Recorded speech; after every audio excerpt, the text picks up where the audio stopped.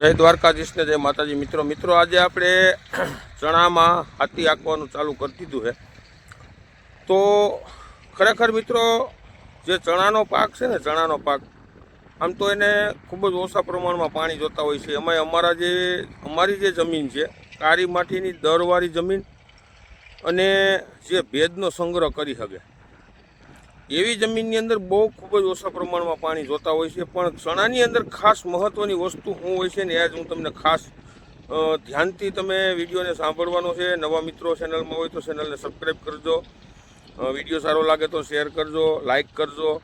પણ કહેવાનું તમને જે વસ્તુ છે ને, હું તમને કહું કે નકરું દવા ખાતરથી ઉત્પાદન મિત્રો કાંઈ થતું નથી। જે ખેડ અને પાણી આ બે વસ્તુ મહત્ત્વની હોય છે કોઈ પણ પાકની અંદર। અને ચણા ઓછા પાણીએ થાય છે એનું કારણ છે ચણાની અંદર આપણે ખેડ કરી શકીએ છીએ, જે આપણે હાઈતી આંકીએ। જીરું હોય તો એની અંદર આપણે હાઈતી ન હાલતું હોય, વધારે પૂરતા પ્રમાણમાં જે ટૂંકમાં બગાડનું પ્રમાણ પણ વધારે એની અંદર આવતું હોય છે। અને જે આપણે અત્યારે જો સનેડે હોઈએ,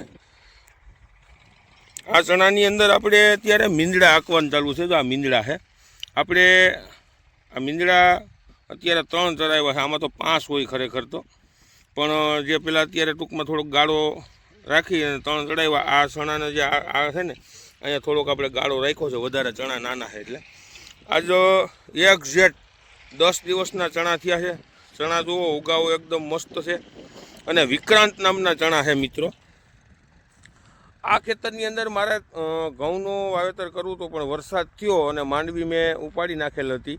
એટલે જે 28ની જારીએ સાહે સાહ હતા, એ સાહે સાહમાં બેઠા પડામાં ખેતી કર્યા વગર સીધા આપણે ચણા વાવી દીધા।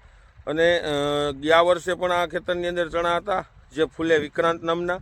આ વર્ષે પણ વાવ્યા, હું 4 વર્ષથી વાવું મિત્રો। ઉત્પાદન પણ સારું થાય છે અને બગાડ આવતો નથી। આ વખતે ઘણા ખેડૂત મિત્રોને આ ચણાનું જે વાવેતર કર્યું છે એનો આપણે અભિપ્રાય લેશું અને 100% ખેડૂતોને એક એવી માહિતી અને ઓછે ખર્ચે સારા ઉત્પાદન, જે અલગ અલગ વિસ્તારની અંદર ઘણા બધા ચણાનું વાવેતર આ વિક્રાંત નામનું થયું છે। આ વખતે આપણે જોઈએ કે એની અંદર શું પોઝિશન છે, કેવા ઉત્પાદન આવે છે અને બગાડની અંદર કેટલો બધો એમાં ટૂંકમાં જે નથી આવતો બગાડ, એ પણ આપણે જાણશું મિત્રો।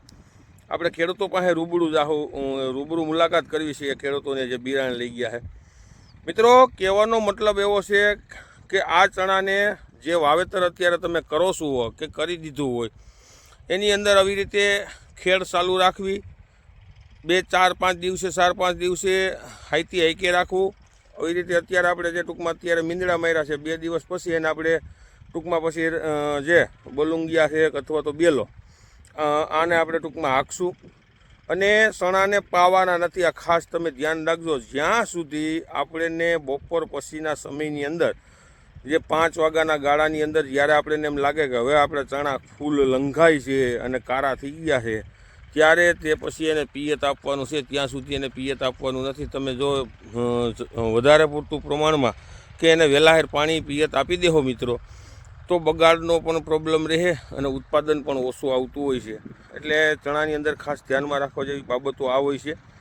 હવે ચણાની અંદર જે લોકોને ખરેખર જેને સુકારો, પીળિયો સુકારો, લીલો સુકારો અને જેને ટૂંકમાં આવા પ્રશ્ન છે, એના માટે કાલે હું વિડીયો બનાવીશ અને એક દવા તમને જે સીંધીશ, 100% સાથી ઠકીનું કહી શકું અને જવાબદારીપૂર્વક કહું છું કે દવાનો તમે ઉપયોગ કરશો એટલે મિત્રો 110% એની અંદર તમને ખૂબ જ સારા એવા પ્રમાણમાં રિઝલ્ટ જળશે મિત્રો। તો અવનવા વિડીયો જોતા રહ્યો। જય જવાન, જય કિસાન।